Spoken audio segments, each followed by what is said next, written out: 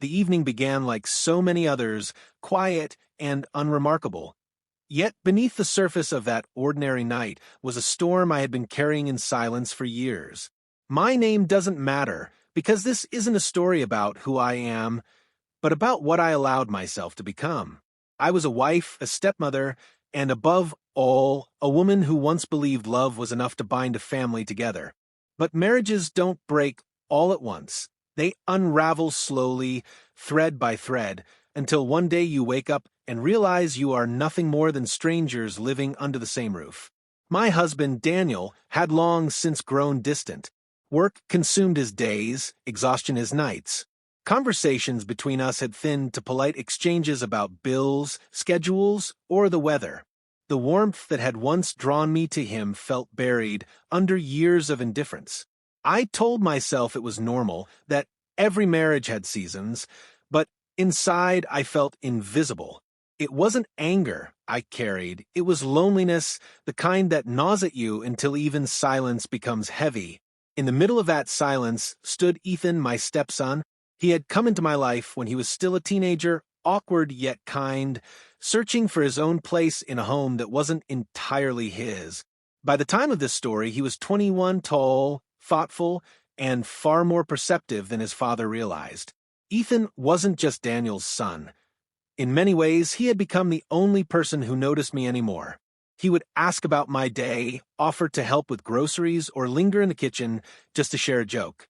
His presence filled spaces that Daniel had abandoned without even realizing it. That night, Ethan and I had been driving back from a family gathering held in a town 2 hours away. Daniel had stayed behind for work, leaving the two of us to return home together. The road stretched empty beneath the weight of the night sky, and for the first time in a while, I felt at ease. Ethan drove with the radio humming softly, his hand tapping to a rhythm only he seemed to hear. I remember glancing at him, realizing how much he had grown from the uncertain boy I first met into a man who carried both strength and gentleness. Then, as if fate had been waiting for its cue, the car sputtered and lurched. Ethan frowned, guiding it to the side of the road, just before it gave its final gasp and went still. We were surrounded by darkness, the kind of darkness only country roads know, where even the stars feel too far away to help. The silence between us shifted. What began as an inconvenience quickly became something else. A pause in time, a moment when two lonely souls were forced to sit still together. I didn't yet know it, but that broken-down car was about to set into motion a night that would change everything I thought I knew about loyalty, love, and betrayal. The night air seeped into the car as Ethan turned the key again, only to hear the hollow click of a dead engine. He exhaled in frustration, then leaned back in his seat. "We're not going anywhere tonight," he muttered, his voice low but steady. I nodded, trying to mask the unease that grew inside me. The road was deserted, and the only light came from the moon hanging above the fields. We were stranded, with no choice but to wait. At first, our conversation was light, comments about the family gathering, teasing remarks about distant relatives, and the kind of small talk people use to keep the silence at bay. But silence has a way of creeping back, stretching itself thin, until every word feels heavy.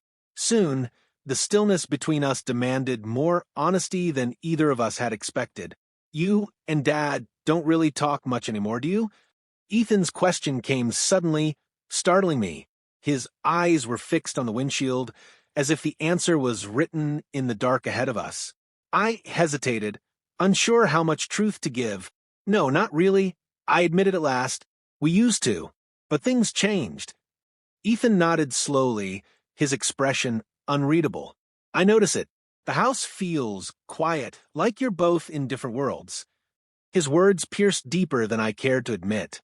For years, I had carried that quiet like a secret burden, pretending it was normal. Now, hearing it from him, I realized I wasn't the only one who felt the weight of it. "You're observant," I said softly, "more than your father realizes." For the first time that night, Ethan turned toward me, his gaze steady and searching. I guess I just see things he doesn't. The air thickened between us. It was dangerous territory, but I couldn't stop myself. "Sometimes," I whispered, "I feel invisible in my own home. Like I'm there, but no one really sees me. Ethan's eyes softened. I see you, he said simply. Those 3 words lingered in the car longer than they should have. I felt my heart stutter, not from romance, but from the sudden recognition of being understood. For years, I had longed for someone to acknowledge the emptiness I lived with, and here was Ethan, my stepson, offering the kind of attention his father no longer gave. We fell into deeper conversation. After that, each confession peeling back a layer of loneliness. Ethan spoke about his struggles, how he often felt like a guest in his father's home, how he wished for closeness that never seemed to come. His honesty mirrored my own emptiness, and for the first time, I realized just how much we shared. As the hours passed, the darkness outside felt less threatening than the emotions swelling within the car. I caught myself studying his profile in the dim light, noticing details I had never allowed myself to before. His presence filled the silence, and in that silence, something fragile yet dangerous began to grow. By the time the wind picked up, rattling the branches around us, I knew we had crossed into uncharted territory. Nothing had been said outright, nothing had been done, but the unspoken was louder than words. And as Ethan's hand brushed against mine on the center console, neither of us pulled away. The storm arrived, quietly at first, a whisper of wind through the trees, then suddenly with the roar of thunder that shook the windows of a stranded car. Rain hammered against the roof, and for a moment, the sound drowned out everything else. I hugged my arms around myself, shivering not from the cold, but from the weight of what hung unspoken between us. Ethan glanced at me, his jaw tight, his eyes softer than I had ever seen them. Without a word, he reached across the console, his hand settling gently over mine. It was a simple gesture, yet it carried the gravity of everything we had tried to bury beneath conversation. I should have pulled away. I should have reminded him and myself of the lines we were not meant to cross. But I didn't. I let his hand rest there, warm and steady, as though it had been waiting for years. Maybe this night was meant to happen, Ethan murmured, his voice nearly lost beneath the thunder. His words unsettled me, not because they were reckless, but because they echoed my own secret thoughts. I shook my head, torn between reason and longing. You don't know what you're saying. This isn't right. But it feels true, he replied, his tone calm, unwavering. The car seemed smaller now, the air inside thick with the storm outside and the storm between us. My heart pounded, every beat warning me of the danger, yet every beat also pulling me closer. His gaze locked with mine, and in that silence I saw not my stepson, but a man who saw me, who had listened, who had noticed, who had offered me the tenderness I had been starved of for so long. The first kiss was not planned. It was hesitant, a fragile question lingering between us. But once it happened, the barrier we had both clung to collapsed. I felt years of loneliness dissolve into that moment, a reckless tide washing away reason. I knew it was betrayal, not just to my husband, but to myself, to the woman I once thought I was. Yet I didn't stop. I couldn't. Hours blurred into fragments, whispers, confessions, the steady rhythm of rain outside as we clung to one another. It wasn't passion alone that guided us, but desperation, a need for comfort neither of us had found elsewhere. When the storm finally began to fade, and the first pale threads of dawn stretched across the horizon, silence returned to the car. This time it was not empty, it was heavy with the knowledge of what we had done. Ethan's hand remained in mine, but now it felt different. Not comforting, but binding. A reminder of a choice that could never be undone. We can't speak of this, I whispered, my voice trembling. He nodded slowly, though his eyes carried both sorrow and something dangerously close to hope. As the sun rose over the quiet road, the world looked unchanged. But I knew, deep within me, nothing would ever be the same again. The drive home was silent. Once the engine finally coughed back to life, neither of us spoke. The storm had passed outside, but inside me it still raged. I kept my eyes fixed on the road, afraid that even a glance in Ethan's direction would remind me of what had happened only hours earlier. Every mile carried us farther from that deserted stretch of road, yet the weight of the night clung to me, like a shadow I could not escape. When we pulled into the driveway, Daniel was already outside, watering the plants as if it were any ordinary morning. He smiled faintly, waved, and asked how the drive had been. My chest tightened at his casual tone. He had no idea, no suspicion. To him, we were just late because of the storm. I forced a smile, my voice steady, even as guilt pressed against my throat. We're fine. The car gave us some trouble, but it's all right now. Later, as Daniel brewed his coffee and read the newspaper, Ethan and I exchanged a single glance across the kitchen. It was brief, but it carried the weight of an unspoken agreement. Nothing had to be said. What happened would remain sealed between us.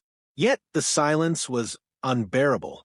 Each time I looked at my husband, each time I heard his voice, I felt the fracture deepening inside me. Days passed, but peace never returned. Ethan avoided me at first, retreating to his room, staying out late, speaking little. When our paths did cross, his eyes betrayed him, carrying both guilt and something more dangerous, longing. He wanted to believe that what we had shared meant something more than weakness. I wished I could believe it too, but the truth was sharper. It had been a mistake, born out of loneliness, one that could never lead to anything but ruin. At night, I lay awake beside Daniel, the silence between us more unbearable than ever. I wanted to confess, to rid myself of the burden, but I knew the cost. A single truth would tear apart not only my marriage, but also the fragile bond between father and son. To speak would destroy everything, yet to remain silent was its own kind of punishment. I began to understand that betrayal doesn't end in the moment it happens. It lingers, echoing through every interaction, staining even the most ordinary gestures. The laughter at dinner, the casual questions about work, even the way Daniel reached for his coffee cup, all of it felt tainted by what I had done. In the weeks that followed, I learned to carry my guilt quietly. Ethan and I drifted back into the roles we were supposed to play, stepson and stepmother, bound by silence rather than trust. On the surface, life looked unchanged. But beneath it, we both knew the truth. The night our car died had killed something far greater. My sense of loyalty, his innocence, and the fragile foundation of a family already trembling at the edges. Looking back now, I don't think of that night as love. It wasn't love that guided us. It was need, desperation, and the ache of being unseen. Betrayal wears the mask of comfort, but when the mask falls, all that remains is emptiness. And so, I tell this story not as a confession, but as a warning.